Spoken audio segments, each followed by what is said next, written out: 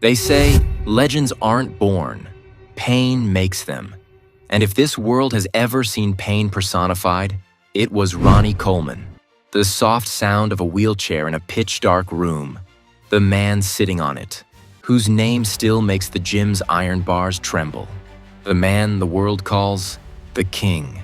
But could anyone have imagined that this man, who built a body as big as a mountain, wouldn't even be able to stand on his own? This is the story of a king who sculpted his body like a statue, and then that very body betrayed him. Ronnie wasn't born into a wealthy family. No support, no prominent identity.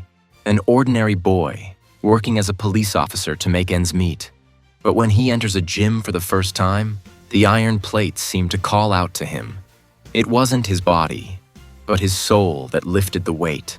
Once, the gym owner told him, "If you go into bodybuilding, you'll change history." It was as if fate whispered in his ear, "You'll become a king." Ronnie's training regimen was insane. Not just lifting weights, but turning his body into a battlefield every day. 800-pound squats, 230-kilogram deadlifts, and not just once, but in repeated sets. Trainers and athletes would say, "This guy's not human, he's got steel in his bones." But this madness had a price. Each lift slowly poisoned his spine. When his body told others, "Enough," Ronnie would reply, "Lightweight, baby." Then began an era that remains etched in bodybuilding history for 8 years, from 1998 to 2005. Ronnie Coleman remained the sole king of the world. When he stood on the Mr. Olympia stage, other athletes became mere spectators. His lat spreads would darken the stage, his condition, like a 3D printed statue.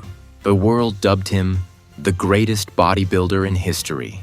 But little did the world know that as strong as this lion was on the outside, he was growing weaker on the inside. The intoxication of winning at the Olympia ran deeper than blood in his veins. Every rep, pain. Every set, life at stake. Every win, a sign of impending doom. Then one day, his spine snapped like a twisted twig. The doctor said, "If you don't stop lifting, you won't be able to walk." But Ronnie had fallen in love with the pain. He said, "I would rather die doing this than quit." And then, surgery after surgery. Not 8, not 10, but 14 major operations.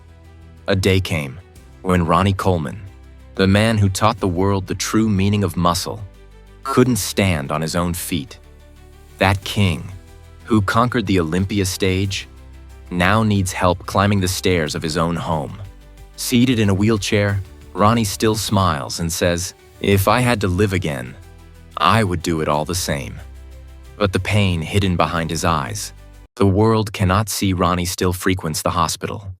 Titanium rods, screws, metal embedded in his bones, have become a part of his body. His gait is slow, but his courage is still as strong as a storm. People ask, "Do you have regrets?"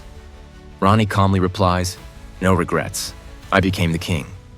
Ronnie Coleman wasn't just a bodybuilder. He was an era, an icon that says, the pinnacle of success is beautiful, but the price of reaching there can be life-changing.